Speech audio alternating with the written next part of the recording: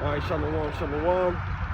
But first and foremost, I want to give all honor, glory, and praises due to Yahweh, by Hashem, Yahushai, by Hashem, Dash. Also want to give double honors to the elders and apostles of that great millstone who's teaching this truth and sincerity.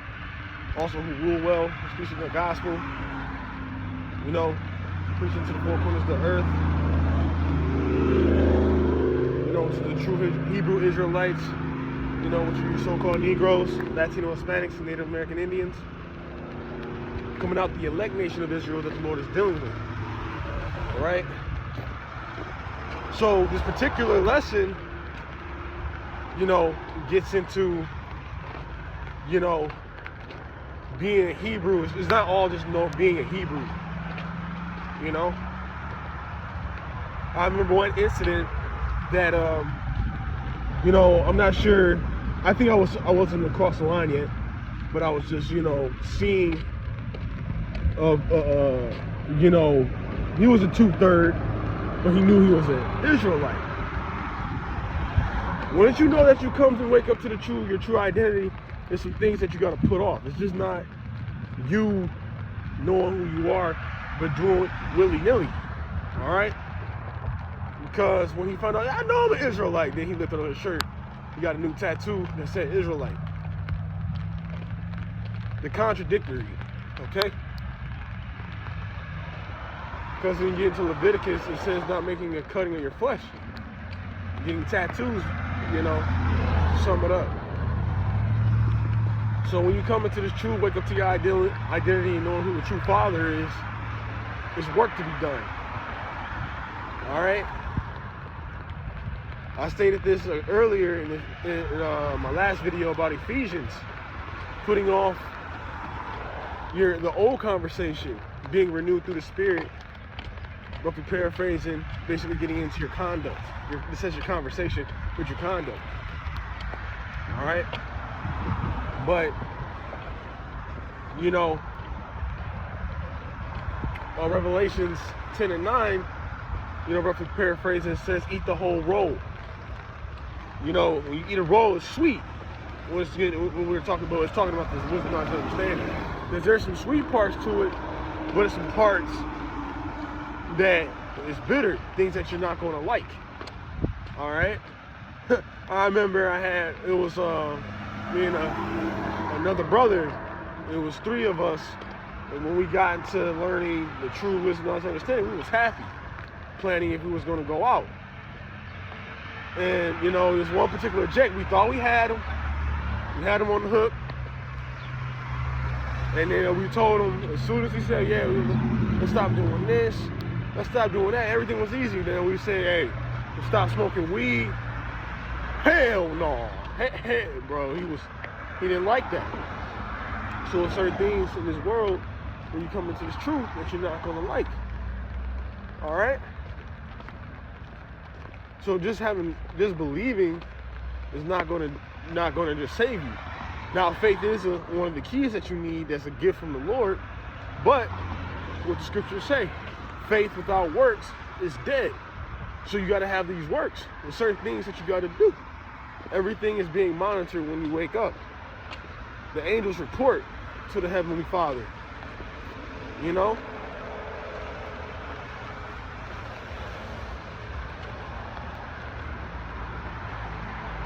And I was saying, like, faith without works is dead. It's not just, you know, oh, I believe in Yahweh, Hashem, Yahushai, and then you eating pork rinds. No. But the word work isn't hard. You know, the Lord will give you other avenues that'll be okay for you to do. Like, it's not like you can't just eat something else that's healthy. You just got to put off certain things that's unclean. You got to do things according to wisdom and not wickedness.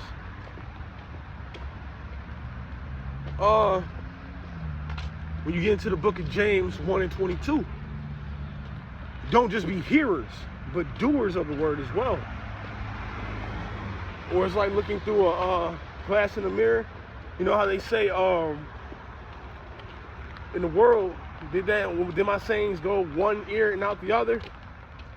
basically.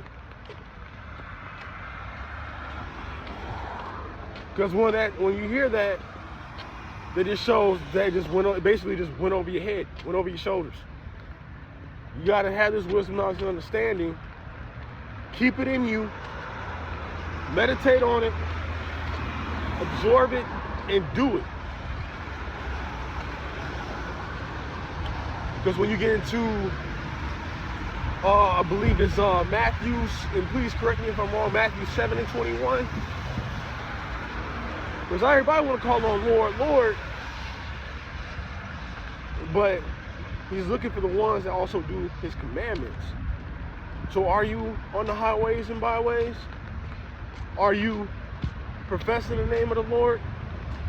Are you keeping his law, statutes, and commandments? Are you waking up the sheep? Are you making sure you're not eating abominable foods? Are you keeping the brotherly love? Remember, Judges 5:17. We're here to rehearse the righteous acts, to do our best to please the Lord, to the best way possible.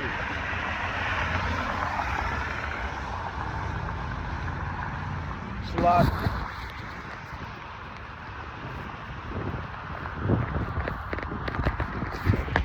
It's like I just had to get myself situated. Sorry about that. But it's a walk to be done. Because we can't keep the law, statutes, commandments 100% perfect. Alright? But don't let that be an excuse to slack.